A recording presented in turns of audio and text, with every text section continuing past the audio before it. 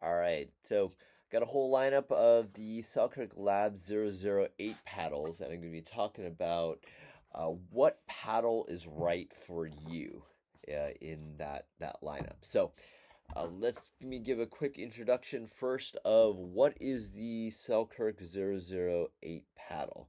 And so the Selkirk 008 paddle is a very control-oriented paddle which has a foam core.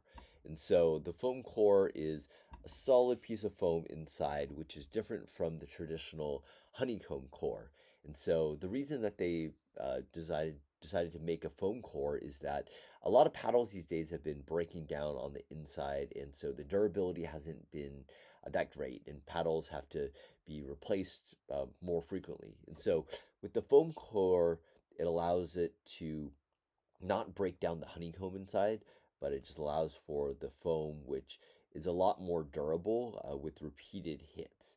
And so that's the first aspect. And then also the feel is a little bit more controlled on it. And then also for tournament play, the foam core allows for a much more consistent testing when it comes to the power. And so in regulation play, the pickleball paddles are only allowed to have so much power and spin and grit. And so with different types of paddles, it's harder to manufacture them to within spec.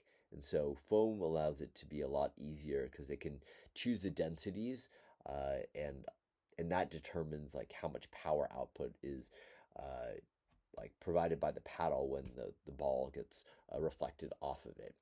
And so that's kind of what the new foam core technology is with the 008.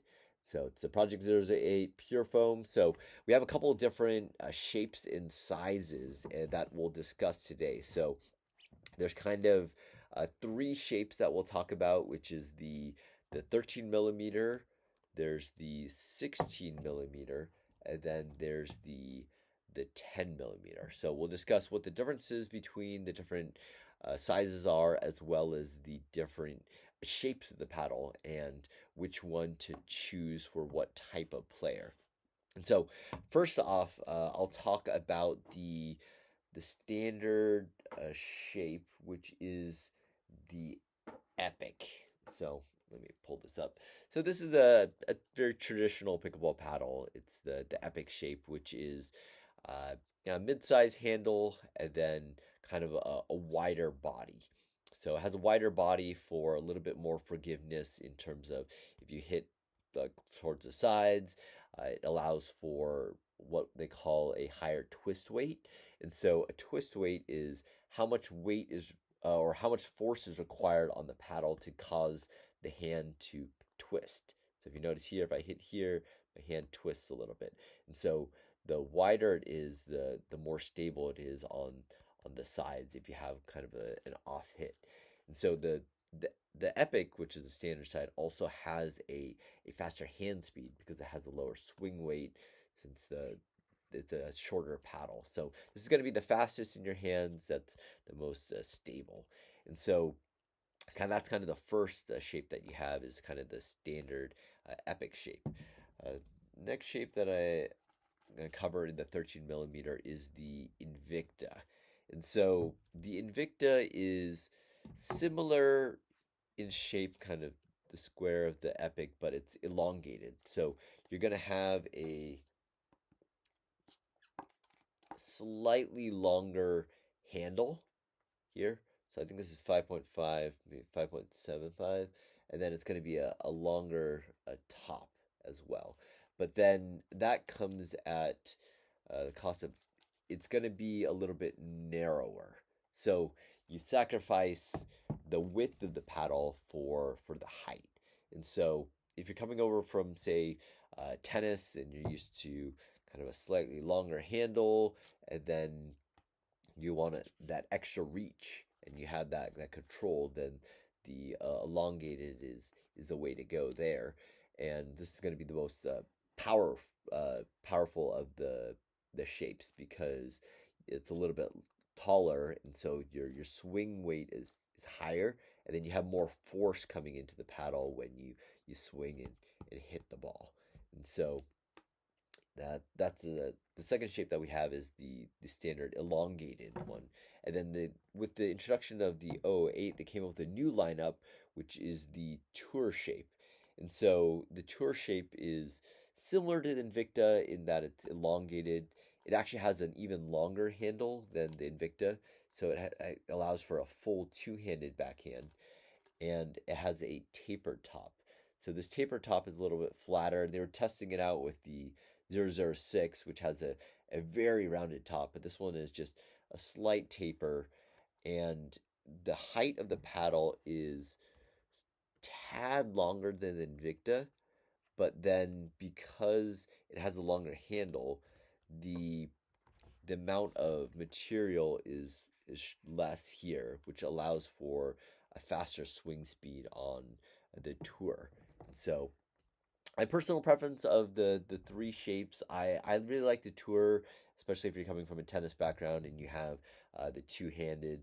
It's really nice for that, and I felt it was very fast uh, and a little bit softer in terms of power than the Invicta. So that's the so if you're kind of want the more stability, go with the Epic. If you want kind of a long two-handed backhand, go with the Tour. If you want a little more power, go with the Invicta in terms of those shapes. So that's the 13 millimeters.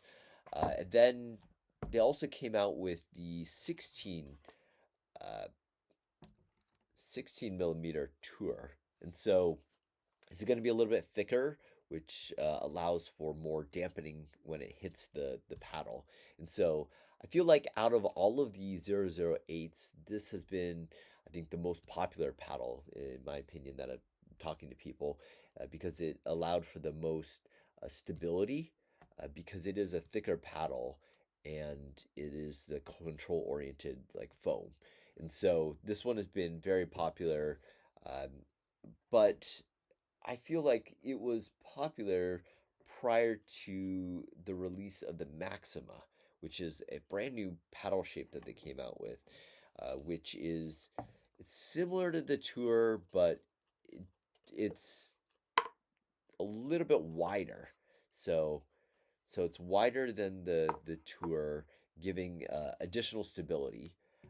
But then the handle is a little bit shorter than the Tour. So, but it's still elongated. So, comparing this to the Epic, which is the other wide body, it's even wider than the the Epic. So here's the Epic. This is the Maxima. The Maxima is a little bit shorter than the Epic, and so because it's shorter than the Epic, it allows them to make it even wider for additional stability. And so the Epic only comes in at a 13 millimeter size, but the Maxima comes in at the 16. So the most controlled paddle I feel like is the Maxima 16. Basically, any like off hits to the side, it gets dampened by the 60 millimeter core, and then it just allows for great control all around. And the great thing about the 008 paddles is that they're very control oriented paddles, not just in placement and accuracy, but then also in the amount of power output that it produces. And so these paddles have what are known as a linear power curve, which is you hit the ball, it returns at the same like ratio that you hit it. But then certain paddles out there on the market, such as the Joolas, these have what are known as an exponential power curve, which is kind of like a trampoline. The more power you put into it, the more it's going to bounce back. And so when you're trying to make those like precision placement shots like to the baseline or resets, it's going to be a lot easier to do on the 008, because the if you put in just a little bit more power, it's going to go only a little bit that much further. And so it's a lot easier to control from that standpoint. So Maxima, in my opinion, is kind of the best like control oriented paddle out there in terms of you got the 60 millimeter thickness, and then the foam core, and then the wide body.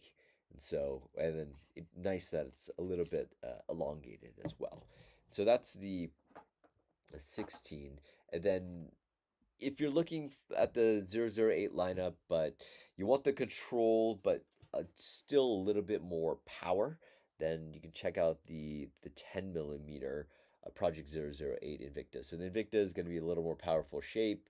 And then of all of the 008s, I felt like this one had the most spin potential, just in terms of hitting, and then the most pop. So the volleys at the net, this one's going to pop off the paddle the most out of all of those.